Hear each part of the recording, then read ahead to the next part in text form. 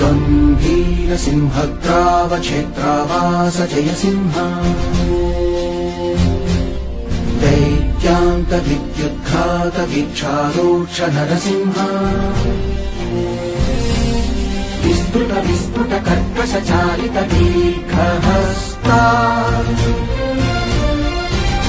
विश्वहिता शक्तियुता शंखधरा चक्रकरा ज्वालाकेसर सिंह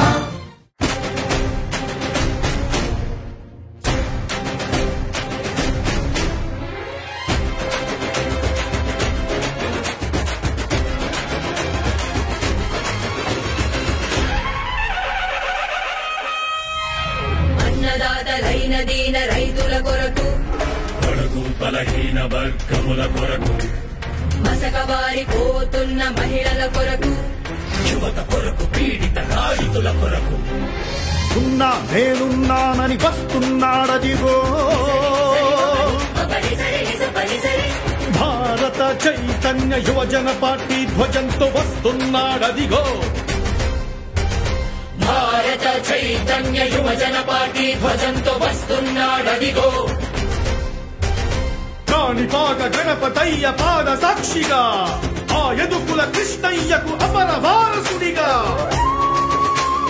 దీక్షభూని దివిటి బట్టి ఆరు కదిపి కదం తొక్కి నిజాయితీ శాస్త్రంతో నిజాలు కక్కిస్తానని నిర్భయుడై నిప్పుల బారై వస్తున్నాడదిగో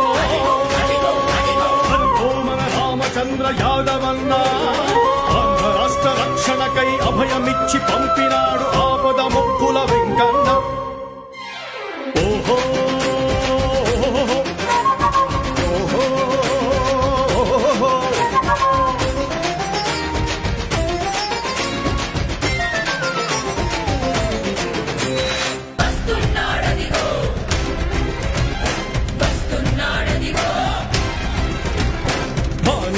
సంకెళ్లను బట్టలు కొట్టేస్తానని కుగులు తీర్చి రాత మార్చి గుండె కట్టుకుంటానని పెదవాడ కనకదుర్గ కంటి చూపుగా గుణదళమేరీ మాత చేయి ఊతగా కదిరి నారసింహుని కణకణలాడే జ్వాలగా భారత చైతన్య యువజన పార్టీ ధ్వజంతో వస్తున్నాడదిగో పెద్దలకు అన్నదమ్ములకు అక్క చెల్లెళ్లకు యువతకు రైతులకు ప్రతి ఒక్కరికి పేరు పేరున హృదయపూర్వక నమస్కారాలు తెలియజేస్తున్నాను.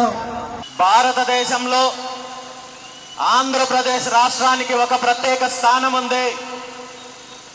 ఆంధ్రప్రదేశ్ కు ఒక చరిత్ర ఉంది. ఆ ఆంధ్రప్రదేశ్ కి కేంద్ర బిందువుగా ఉంటున్న మంగళగిరి నియోజకవర్గానికి మంగళగిరి ప్రాంతానికి వేల సంవత్సరాల చరిత్ర ఉంది. సాక్షాత్తు ఆ మహాలక్ష్మి అమ్మవారు తపస్సు చేసిన ప్రాంతం కాబట్టి మంగళగిరి ప్రాంతం అని పేరు వచ్చింది. ఎంతో చరిత్ర కలిగిన చక్రవర్తులు ఈ ప్రాంతాన్ని పరిపాలించి ఘనకీర్తి తీసుకొచ్చారు. దక్షిణ భారతదేశంలోనే 153 అడుగులకు పైగా ఎత్తైన గాలిగోపురం ఉన్న ప్రసిద్ధ ఆలయము శ్రీ లక్ష్మీ నరసింహస్వామి పానకాల నరసింహస్వామి ఆవిర్భవించిన స్థలం మంగళగిరి నియోజకవర్గం. ఆంధ్రప్రదేశ్ రాష్ట్రం మొత్తం మీద ఇంత ఘన చరిత్ర ఉన్న మంగళగిరి నియోజకవర్గంలో ఈరోజు మీ బిడ్డగా మీ కుటుంబ సభ్యుడిగా మంగళగిరి నియోజకవర్గ ఎమ్మెల్యే అభ్యర్థిగా భారత చైతన్య యువజన పార్టీ అభ్యర్థిగా మీ అందరి ముందుకి వస్తున్నాను. నన్ను మీ బిడ్డగా మీ కుటుంబ సభ్యుడిగా ఆదరించాలని చెప్పి ఈ సందర్భంగా మనస్ఫూర్తిగా కోరుకుంటున్నాను. మనందరికీ తెలుసు, ఆంధ్రప్రదేశ్ రాష్ట్రం విడిపోయిన తర్వాత గత 10 సంవత్సరాల్లో 5 సంవత్సరాల పాటు తెలుగుదేశం పార్టీ అధికారాన్ని అనుభవించారు. మరో 5 సంవత్సరాల పాటు వైఎస్ఆర్ కాంగ్రెస్ పార్టీ అధికారాన్ని అనుభవించింది. ఈ 10 సంవత్సరాలలో మన రాష్ట్రానికి ఈ 2 పార్టీలు తీరని ద్రోహం చేశాయి, అన్యాయం చేశాయి. పూర్తిగా రాష్ట్రాన్ని, రాష్ట్ర సంపదని, వనరులని, భూములని అన్ని రకాలుగా దోపిడీ చేసి లూటీ చేసే కార్యక్రమం చేశారు. రాష్ట్రం మొత్తం మీద జరిగిన దోపిడీ ఒక ఎత్తు అయితే, ఈ రెండు పార్టీల వల్ల రాష్ట్రానికి, రాష్ట్ర ప్రజలకు జరిగిన అన్యాయం మరో ఎత్తు అయితే, మన మంగళగిరి నియోజకవర్గానికి, మంగళగిరి రైతులకు, మంగళగిరి యువతకు జరిగిన అన్యాయము తీవ్రమైనదని చెప్పి ఈ సందర్భంగా నేను తెలియజేస్తున్నాను. 2014లో ఆంధ్రప్రదేశ్ రాష్ట్రం విడిపోయిన తర్వాత ఈ ప్రాంతంలో ఒక మంచి రాజధాని నిర్మించి రాష్ట్ర అభివృద్ధితో పాటు మంగళగిరి నియోజకవర్గ అభివృద్ధికి తోడ్పడాల్సిన తెలుగుదేశం పార్టీ ప్రభుత్వం ఆరాను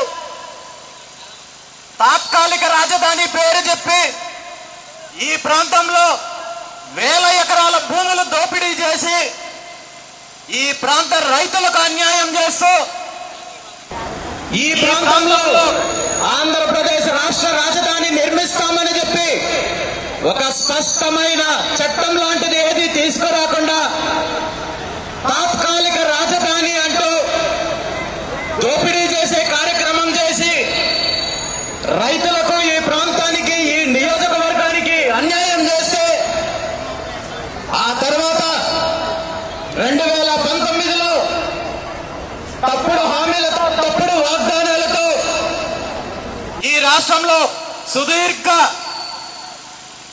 దూరం పాటు పాదయాత్ర చేసిన జగన్మోహన్ రెడ్డి గారు అధికారంలోకి వచ్చిన తర్వాత